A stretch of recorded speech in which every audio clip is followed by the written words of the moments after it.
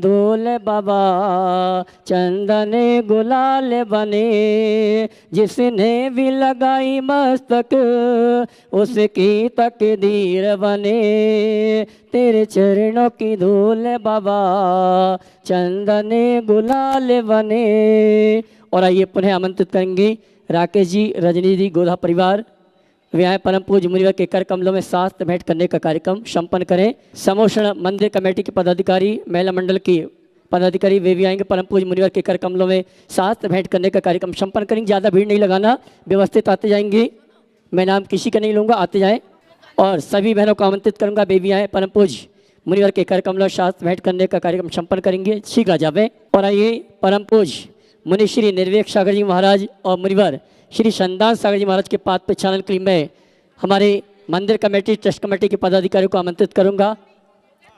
मंदिर committee trust committee के पदाधिकारी नाम नहीं लूंगा क्योंकि नाम एक आध भूल जाऊंगा तो गड़बड़ हो जाएगी, इसलिए सभी आ जावें, प्लीज़ जल्दी आइए। और आइए सभी अपना स्थान ग्रहण कर लें, समय हो चुका है। परम पूज्य मुनि श्री की मंगल देशना का आज हमारा परम का सौभाग्य है कि समोषण मंदिर में परम पूज्य मुनिवर विराजमान है और प्रातःकालीन बेला में मंगल प्रवचन का लाभ लेंगे। आगे के कार्यक्रम सूचना प्रवचन के ठीक पश्चात आपको व्यवस्थित दे दी जाएगी। आइए पारस चैनल, जिनवाणी चैनल और प्रमाणिक के माध्यम से जिस कार्यक्रम को देख और सुन रहे हैं उन सभी की ओर से और समोषण मंदिर में आसपास की कॉलोनी से उपस्थित समस्त श्रावक श्राविकाओं की ओर से परम पूज्य मुनिवर के श्री चरण नमन करते हुए निवेदन करेंगे। मंगल प्रवचन के लिए दोनों हाथ जोड़ लें, बोलेंगे हे मुनिवर, आवाज कम आ रही है, बोलेंगे हे मुनिवर नमोस्तु नमोस्तु नमोस्तु। और आइए अब ये मंच खाली कर दें। निवेदन आप सभी की ओर से परम पूज्य मुनिवर के श्री चरणों में। नमो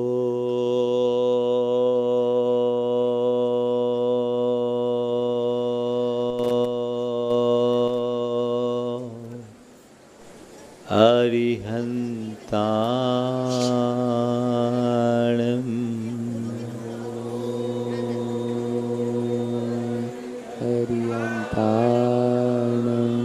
नमो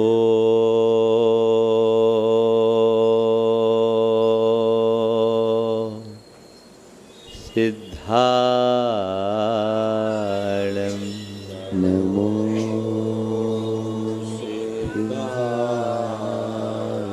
नमो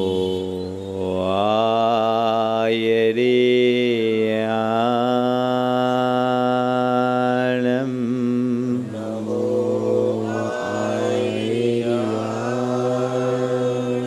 नमो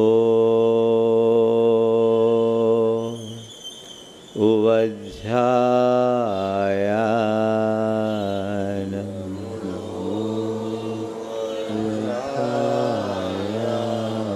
नमो लोये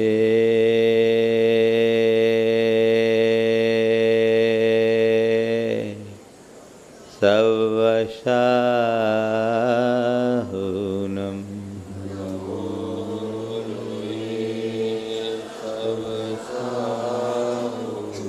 एसो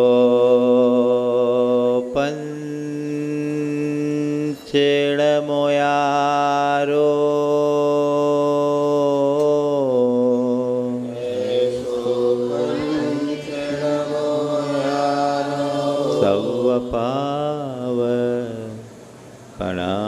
सवपावपनाशिनो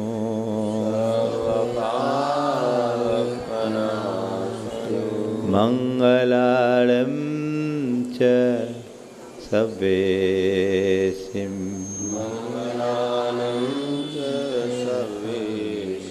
परमं हो मंगलम्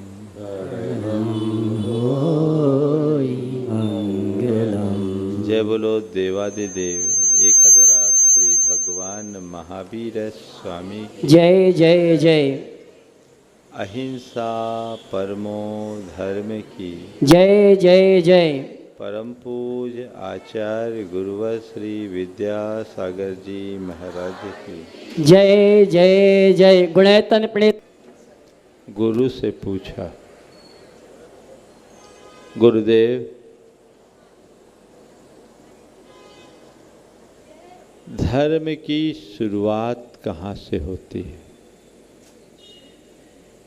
गुरु ने उत्तर दिया, स्वयं की पहचान से।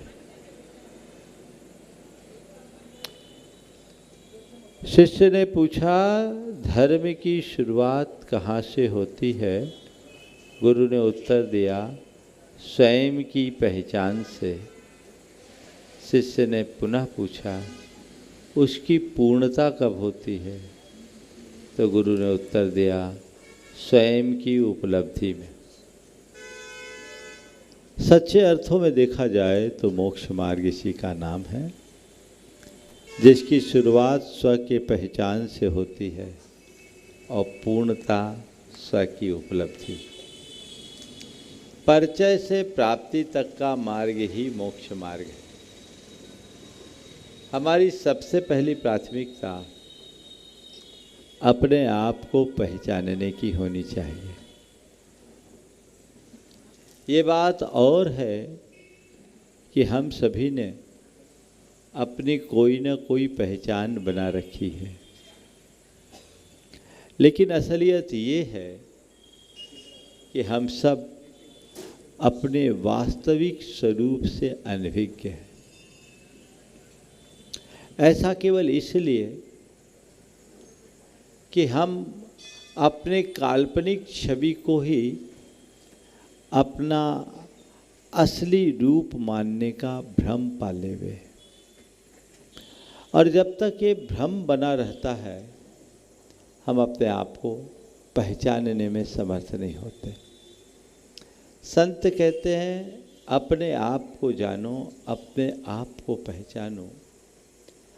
तुम कौन हो इसे जानने की कोशिश करो। कभी मन में सवाल आता है कि मैं हूं कौन? बोलो। कभी? अभी 2 दिन पहले किसी ने सवाल किया था कि हम सब प्रकार की धार्मिक क्रियाएं करते हैं, लेकिन इसके बाद भी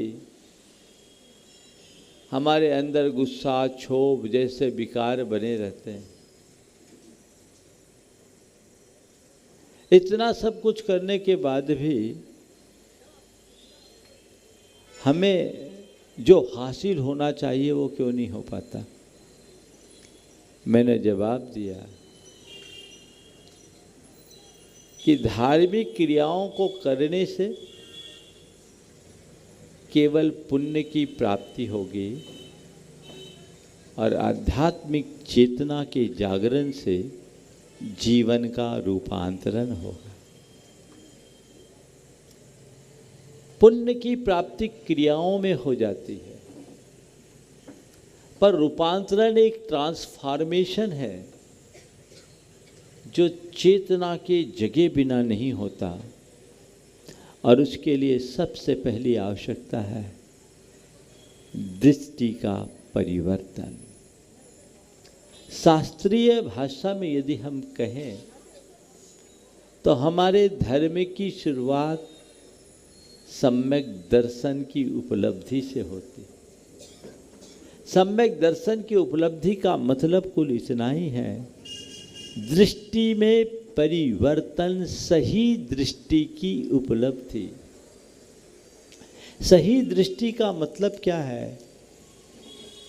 जो जैसा है उसे जानना, वास्तविक को वास्तविक के रूप में पहचानना और भ्रम को भ्रम के रूप में जानना। अभी हमारी स्थिति क्या है? कभी आपने विचार किया?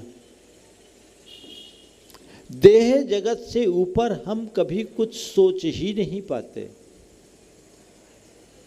थोड़ा सा कुछ पल के लिए आंखें बंद करके अपने बारे में सोचो कि मैं अपने आप को किस रूप में जानता हूँ, किस रूप में मानता हूँ, मेरे प्रति क्या दृष्टिकोण है। आंखें बंद करिए थोड़ी देर के लिए, देखिए क्या आता है। अपना नाम आएगा, अपनी रूप आएगी, रूप आएगा। हमने अपनी जो भौतिक पहचान बना रखी है वो होगा। यही सब ना उभर रहा है आंखों में। बोलो, मैं पूछना चाहता हूं कि तुमने अपने आप को जिस रूप मान रखा है, क्या यथार्थ में तुम वही हो? बोलो, क्या वो तुम्हारा असली स्वरूप है? तो फिर क्या हुआ? ये मूल में भूल है ना। तुम उसे संवारने में लगे हो जो तुम नहीं हो, और जो असलियत में तुम हो उसकी तुम्हें पहचान ही नहीं, वो विकृत होता जा रहा है। जीवन में बदलाव आखिर आएगा कैसे? तुम जिसे संवार रहे हो उसे संवारा जा नहीं सकता, और जो तुम्हारा है उस पर तुम्हारी दृष्टि नहीं जाती, तो जीवन में बदलाव आखिर आएगा कैसे? पहचानिए, उस तत्व को पहचानिए। 4 बातें आज आप सबके बीच रखूंगा। भ्रम, मर्म, कर्म और धर्म। भ्रम, मर्म, कर्म और धर्म। सबसे पहली बात, हम भ्रम में जी रहे हैं। काल्पनिक को सत्य मान रहे हैं, अयथार्थ को यथार्थ मान रखे हैं, जो अपना नहीं है उसे अपना रहे हैं, पर में अपनी तत्परता जगा रहे हैं। और ये भ्रम तब तक बना रहेगा जब तक हम मर्म को नहीं पहचानेंगे। संत कहते हैं चीजें जैसी है उसे वैसी देखो, जो वो असल में है उसे उस रूप मत देखो जैसे वो दिख रही है। चीजें जैसी दिखती है वैसी ही होती है, ये कोई जरूरी नहीं है। दूर क्षितिज की ओर दृष्टि जाती है, ऐसा लगता है कि धरती और आसमान मिलकर एक हो गए। मैं आपसे पूछता हूं, दुनिया का कोई ऐसा कोना है जहां धरती और आसमान मिलकर एक हुए हो? लेकिन आभास तो यही होता है। ऐसा लगता है 10-5 किलोमीटर चलेंगे और हम वहां तक पहुंच जाएंगे, लेकिन पहुंचना संभव नहीं है। दिख रहा है पर है नहीं। पर यही तो हमारा भ्रम है कि हम उसको सत्य मान रहे हैं। हालांकि इस विषय में आप लोग ऐसी भूल नहीं करते, क्योंकि आपको पता है ये दिख रहा है नहीं। संत कहते तुमने जिसे अपना मान रखा है ये तुम्हारी मान्यता है, सत्य नहीं। इतना ही तो सोचना है। तुम अपने को देह रूप मानते हो, नाम रूप मानते हो। नाम और रूप तो ऊपर का आरोपण है, ये यथार्थ में तुम थोड़ी हो। सोचो, आपसे पूछूं आप कौन हो, तो आपके मुख से फट से कोई नाम आ जाएगा, है ना? ये नाम कब से है? जन्म लेने के बाद परिजनों ने रख दिया तब से। कब तक रहेगा? जब तक जिंदा रहेंगे तब तक। और कुछ अच्छा काम करेंगे तो मर जाने के बाद कुछ दिन होता है, ज़्यादा नहीं ना। इस दुनिया में रोज कितने जन्मते और मरते हैं, लेकिन जो जन्मते मरते हैं उनमें से कितने लोगों का नाम हम जानते हैं? बोलो। इस सभा में बहुत कम लोग होंगे। हम दुनिया में 2, 5, 10 हज़ार लोगों का भी नाम जाने तो बहुत बड़ी बात है। अनंत आके चले गए। लेकिन एक बात है, तुम्हारे मर जाने के बाद तुम्हारा नाम भले बदलेगा, तुम नहीं बदलोगे, तुम तो रहोगे। बोलो, रहोगे कि नहीं? जब तक ये नाम नहीं मिला, उसके पहले भी मैं था कि नहीं था? था ना। तो मैं नाम हूं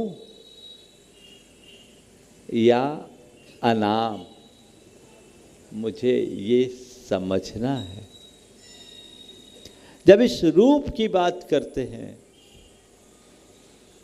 तो इस रूप की कहानी क्या है? मां के पेट से इस रूप की शुरुआत होती है और चिता की राख में इसकी अंतिम परिणति होती। यही है ना इसकी कहानी। तो ये रूप मेरा कहां? माना मुझे नाना नामों से पुकारा जाता है। माना मैं नाना रूपों को धारण करता हूं, पर ये नाम और रूप मेरा स्वरूप नहीं है। अनाम अरूप ही मेरा स्वरूप है। मुझे उसे पहचानना है। उसके लिए दृष्टि में परिवर्तन जरूरी है। मर्म को पहचानिए, भ्रम टूटेगा। आपने अनुभव किया होगा, पानी की बाल्टी में कोई लकड़ी का टुकड़ा डाल दो, वो लकड़ी कैसी दिखती? तिरछी दिखती ना? दिखती कि नहीं दिखती? मैं आपसे पूछता हूं, लकड़ी तिरछी दिखती है कि तिरछी होती है? हाँ, दिखती। तिरछी दिख रही है, तिरछी है नहीं। क्यों दिख रही है तिरछी? जब तिरछी दिख रही है तो तिरछी होनी चाहिए ना। तिरछी दिख रही है, तिरछी है नहीं, यानी पानी में कोई जादू है जिसके कारण लकड़ी तिरछी दिख रही। क्यों दिख रही है तिरछी? जो इस सत्य को जानता है उसे किंचित भी भ्रम नहीं होता। वो तो प्रकाश के परावर्तन के सिद्धांत को समझते हुए समझता है कि प्रकाश की किरणें एक माध्यम से दूसरे माध्यम में जाती है तो तिरछी पड़ती है, इसलिए चीजें तिरछी दिखती है। तिरछी दिख रही है, तिरछी है नहीं, है ना। लेकिन साधारण आदमी जिसे इसका ज्ञान नहीं, अरे पानी में जादू है, लकड़ी को तिरछी कर देती, बाहर निकालो लकड़ी सीधी, अंदर डालो तिरछी। यही है ना। बस यही दृष्टि तो हम लोगों के साथ है। अपने आप को देह रूप अनुभव करते करते हमने अपने आप को तद्रूप मानने का भ्रम पाल लिया है। और यही हमारे दुख का मूल है।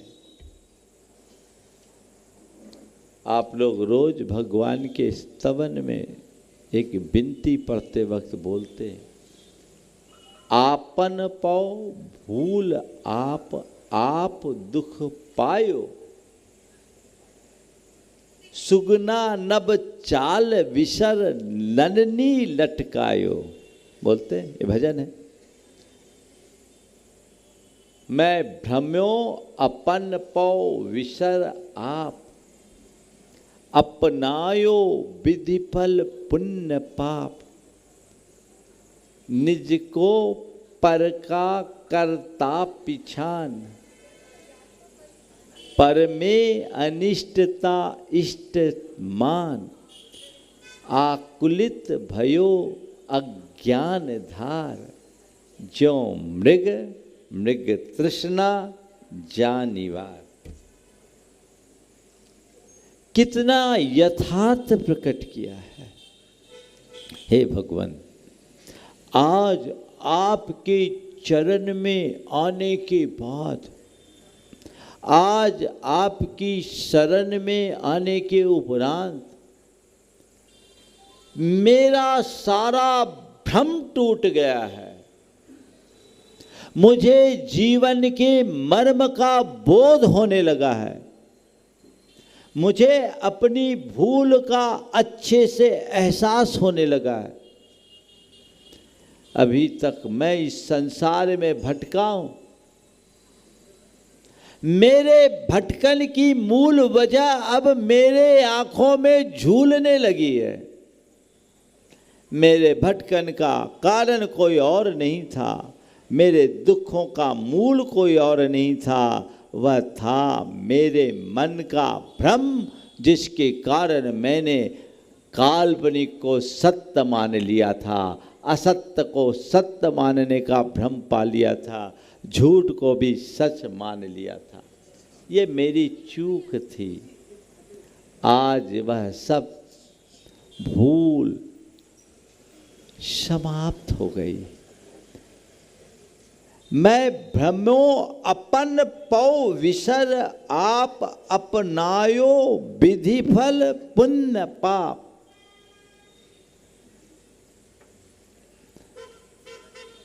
मैं अपने असली स्वरूप को भूलकर पुण्य और पाप जो कर्म के स्वरूप है उसे ही अपना मान लिया। संयोगी भावों में ही आत्म बुद्धि बनाए रखा, उनमें ही उलझ के रह गया। निज को पर का करता पिछान, पर में अनिष्टता इष्टमान। पर के प्रति कर्तृत्व की मेरी भावना, ये कर्ता बुद्धि मेरे मन को विचलित कर दी। पर में इष्ट अनिष्ट के संकल्प विकल्प मेरे मन में जगते रहे, जिसके कारण मैं हर पल आकुलित रहा। जैसे मृग तृष्णा जानिवार, जैसे मृग ग्रीष्म के दिनों में जब चारों तरफ पानी का अभाव होता है, प्यासा मृग दूर रेत के कणों पर सूर्य की किरणों के रिफ्लेक्शन को जल मानकर ये सोचता है थोड़े दूर आगे पानी का सरोवर लहरा रहा है, मैं थोड़ा आगे बढ़ूंगा, मेरी प्यास बुझेगी, मैं पानी पीऊँगा, मेरी प्यास बुझेगी। थोड़ा और थोड़ा और थोड़ा और करते करते वो दम तोड़ देता है, प्यासा ही दम तोड़ देता है, पहुँच नहीं पाता। क्यों? प्यास आखिर बुझेगी कैसे? पानी वहाँ हो तब तो, वहाँ पानी है कहाँ? यह तो कोरा रिफ्लेक्शन है। जब तक तुम्हें अपने स्वरूप का बोध नहीं होता तब तक तुम्हारी अभिरुचि पर में होती है और पर में सुख की कल्पना बनी रहती है। जब तक पर में सुख की कल्पना होगी तब तक तुम दौड़ते ही रहोगे, कुछ पा नहीं सकोगे, क्योंकि सब केवल रिफ्लेक्शन है, दिखता है नहीं। इस सत्य को पहचानो। भ्रम छूटे, मर्म को जाने, तब हम अपना कर्म ठीक करेंगे और यही हमारा धर्म बनेगा। हम लोग ऊपर ऊपर से धर्म करने में बड़ी तत्परता दिखाते हैं, लेकिन अंदर से जिस स्तर में धर्म उतरना चाहिए वह बहुत थोड़े लोगों में दिखता है। धर्म को अंदर से उतारने का अभ्यास होना चाहिए, जो अंतरंग में फले, उससे जीवन में एक अलग प्रकार के रस की अनुभूति होती। कोशिश होनी चाहिए आध्यात्मिक जागृति की, वो अपने अंदर जगाइए। हम सब कुछ कर ले और अपने आप को ही नहीं जाने तो क्या होगा। एक बार की बात, एक सज्जन मुझसे तत्व चर्चा कर रहे, गहरी तत्व चर्चा थी। बातचीत में उनकी बातों से मुझे लगा कि ये मारवाड़ी हैं, तो चूंकि मैं मारवाड़ी बोल लेता हूँ, तो मैंने उनके एक सवाल का उत्तर मारवाड़ी में दे दिया। और जैसे ही मैंने उत्तर मारवाड़ी में दिया, उनका तत्व ज्ञान एक तरफ रह गया, मारवाड़ी प्रेम जाग गया। मैंने जैसे उत्तर दिया, उन्होंने कहा महाराज थे कठा का हो, थे कठा का हो। मैंने उलट के पूछा थे कठा का हो। महाराज मैं तो बीकानेर सु आयो। मैंने कहा बीकानेर सु आया, बीका पहले तो मैं हरियाणा रहेड़ो। मैंने पूछा बीका पहले, तो चक्कर में आया।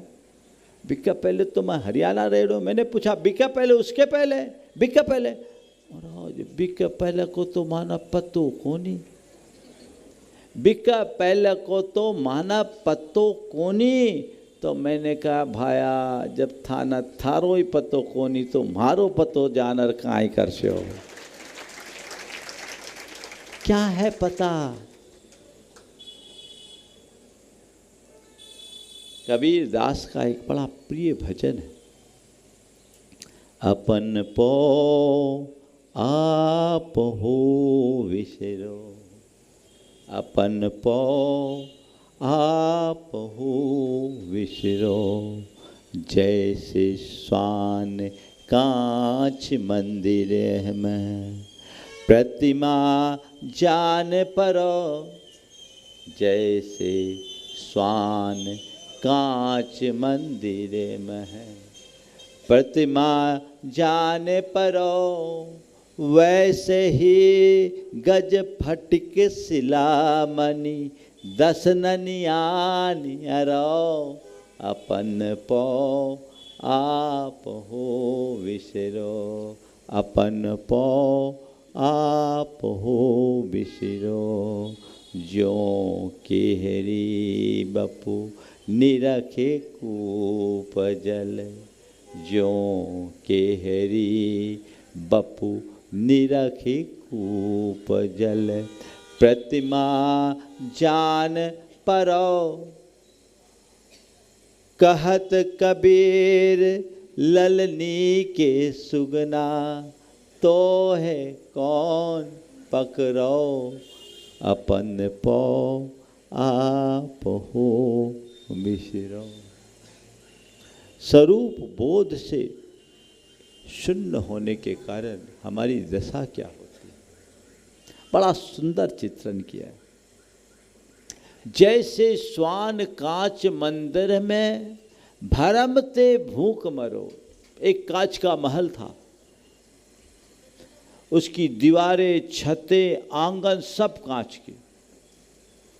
संयोग से कुत्ता उसमें घुस गया, और जब कुत्ता घुसा,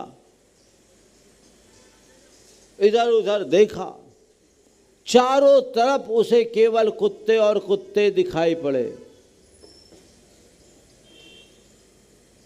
हजारों कुत्ते। वो कुत्ता घबरा गया, घबरा गया। एक साथ इतने सारे कुत्तों को देखकर कुत्ता थर थर कांपने लगा। लेकिन जब कोई डरता है तो सामने वाले को डराने की कोशिश करता है। अब इतने सारे कुत्तों को एक साथ देखकर उसने जोर से भौंका। जैसे एक कुत्ता भौंका, उस पर हजारों कुत्ते भौंक पड़े, एकदम से टूट गए। अब क्या है, उस कांच के महल का द्वार तो बंद था।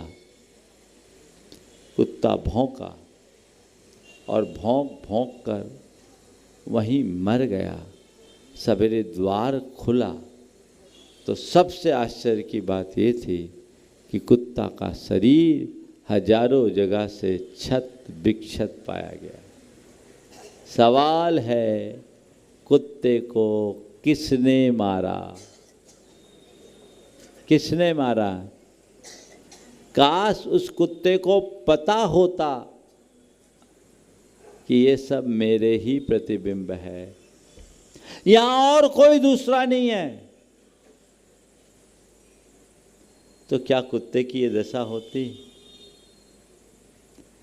ऐसा केवल उस कुत्ते के साथ हुआ होता तो कोई बात नहीं थी। सब तो वैसे ही हैं, सबके साथ तो यही हो रहा है। तुम्हारा भ्रम ही तुम्हें मार रहा है, परेशान कर रहा है, तुम्हारा भ्रम ही तुम्हें दुखी बना रहा है। किस बात का दुख होता है? मुझे कोई पीड़ा न दे, मुझे कोई कष्ट न दे, पहला दुख। मेरी प्रतिष्ठा धूमिल न हो जाए, दूसरा दुख। मेरे परिजनों के साथ कुछ गड़बड़ न हो जाए, तीसरा दुख, है ना? और मेरे लिए मेरी संपत्ति को कोई नुकसान न हो जाए, ये चौथा दुख। शरीर में पीड़ा ना हो, प्रतिष्ठा धूमिल ना हो, परिजनों को कष्ट ना हो और संपत्ति की क्षति ना हो, इन्हीं का ना दुख है। इनसे सब परेशान है। लेकिन जिस दिन तुम्हें पता लग जाएगा कि मैं शरीर हूं ही नहीं, और शरीर तो एक दिन विनष्ट होना ही है, क्योंकि शरीर का स्वरूप ही यही है कि जो सड़े सो शरीर, शीर्यते इति शरीरम, जो जीर्ण शीर्ण हो जाए वो शरीर, इसका स्वभाव है। इसे कोई कितना भी संरक्षित रखना चाहे, रखा ही नहीं जा सकता। और ये शरीर मैं नहीं हूं, ये ऊपर का चोला है। इस आत्मबोध के बाद क्या देहगत पीड़ा होने के बाद भी कष्ट की अनुभूति होगी? बोलो। जो मैं नहीं हूं उसका क्या कष्ट है? न मे मृत्यु कुतो भीति, न मे व्याधि कुतो व्यथा, ना हम बालो न वृद्धो हम, न युवे तानि पुद्गले। इस सत्य का बोध होते ही जीवन की दिशा और दशा परिवर्तित हो जाती है, होती कि नहीं? और ये सत्य है कि नहीं? बोलो, है? मानते क्यों नहीं? आप लोग राम नाम सत्य है मुर्दों को सुनाते हो। जीते जी समझ लो तो राम नाम सत्य की कोई बात ही नहीं आएगी। शरीर में हूं, शरीर मैं नहीं हूं, ये समझ जिसके अंदर आ जाए, कदाचित वो अपने शारीरिक स्वास्थ्य के प्रति जागरूक तो रहेगा, लेकिन शारीरिक पीड़ा को अपनी पीड़ा नहीं समझेगा। पीड़ा होगी पर पीड़ित नहीं होगा। पीड़ा होना और पीड़ित होने में बड़ा अंतर है। पीड़ा एक घटना है और पीड़ित होना एक अनुभूति। इस घटना को घटना में तक सिमट जाने दो, उसे अनुभूति में मत उतरने दो। जो सत्य दृष्टा होता है वो उस पीड़ा को एक पीड़ा की घटना की भांति देखता है, उसका दृष्टा बनता है। और जो इस यथार्थ से अनभिज्ञ होते हैं वे उसके भोक्ता बन जाते हैं। दृष्टा बनो, भोक्ता नहीं। दृष्टापन में आनंद है, निराकुलता है। और जो भोक्ता बनेंगे उन्हें दुख है, व्याकुलता है। बदल जाएगी दृष्टि। देह बुद्धि देहात्म बोध छूटते ही दृष्टि बदल जाती। दुख खत्म, भ्रम टूट गया, मर्म समझ में आ गया। कदाचित पीड़ा है, रोग आया है, ठीक है, बीमारी है, कष्ट है, कर्म के निमित्त से आया है। और कर्म अपना खेल खिलाता रहता है, खेलता रहता है। इसने अनंत काल में न जाने कितने कितने प्रकार के खेल खिलाए हैं। ये खेल भी ये खिला रहा है, मैं खेलने को तैयार हूं। कर्म का उदय है, आया है, चला जाएगा, मैं इसे काटूंगा, मैं इसे भोगूंगा नहीं। कर्म को मुझे भोगना नहीं है, इसे काटना है। ये शक्ति मर्म दृष्टा के अंदर आती है और इस कर्म को काटना ही वो अपना धर्म बना लेता है। कर्म को काटना और कर्म को भोगना में अंतर जानते हो? क्या अंतर है? कर्म के उदय में प्रभावित होकर आकलित होना, इष्टानिष्ट संकल्प विकल्प करना, कर्म को भोगना है। और कैसा भी कर्मोदय हो उसे सहज भाव में लेना, कर्म को काटना है। कर्म का कैसा भी उदय आए, कितने भी प्रतिकूल संयोग आए, उसे अपना स्वभाव मत मानो। इसे कर्म की करामात के रूप में देखो, उसे उसका खेल समझो और उससे अपने आप को दूर कर लो। कर्म हार करके जाने को बाध्य हो जाएगा, उससे कर्म कट जाएंगे। और यदि तुम उससे प्रभावित होगे, कर्म तुम्हें पस्त करेगा और न केवल पस्त करके तुम्हें परेशान करेगा, अपितु आगामी कर्मों का बीज भी बो जाएगा। इतनी सी समझ मर्म दृष्टा। न मे मृत्यु कुतो भीति, न मे व्याधि कुतो व्यथा, न हम बालो न वृद्धो न युवा। मैं नहीं, ये तो पुद्गल इस शरीर में, और शरीर नष्ट हो जाएगा, पर मेरी आत्मा अविनाशी है, अजर है, अमर है, अविनाशी है, शाश्वत है। ये समझ आ जाने पर व्यक्ति विचलित नहीं होता। अभी कोरोना के काल में एक सज्जन ने अपनी अनुभूति बताई। बोले महाराज, मैं तो एक बार एकदम हताश हो गया था और ऐसा लगा कि अब मैं गया, तभी किसी ने हॉस्पिटल में आपका भावना योग दिया। और महाराज जी, भावना योग सुनने से मुझे बड़ी प्रेरणा मिली। और जब आपने कहा मैं एक शाश्वत आत्मा हूँ, अजर अमर अविनाशी हूँ, तब मुझे लगा कि मैं इस बीमारी से मेरा कोई लेना देना नहीं, ये शरीर में है। मैं तो स्वस्थ आत्मा हूँ, मैं शुद्ध आत्मा हूँ। महाराज, उससे मुझे इतना बल मिला कि सारा डर दूर हो गया। और महाराज, जैसे ही मेरे मन का डर भागा, मेरे स्वास्थ्य में भी सुधार हो गया। मैं मौत के मुंह से बाहर निकल के आ गया। दृष्टि बदलिए।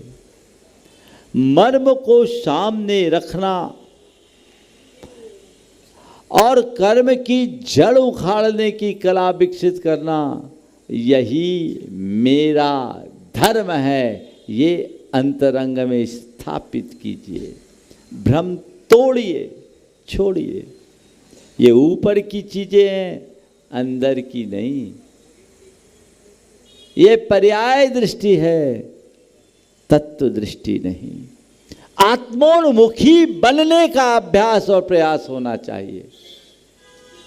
जब उधर दृष्टि चले जाएगी, रूपांतरण अपने आप होने लगेगा। ऊपर ऊपर से बदलोगे, स्थायी परिवर्तन संदिग्ध है, लेकिन भीतर से बदलोगे, तुम्हारे जीवन में आश्चर्यजनक परिवर्तन होगा। वो परिवर्तन होना चाहिए। जो जीवन को पूरी तरह से बदल दे, रूपांतरित कर दे। तो मेरी छवि खराब हो जाएगी। तेरी छवि है क्या, पहले ये तो बता दे।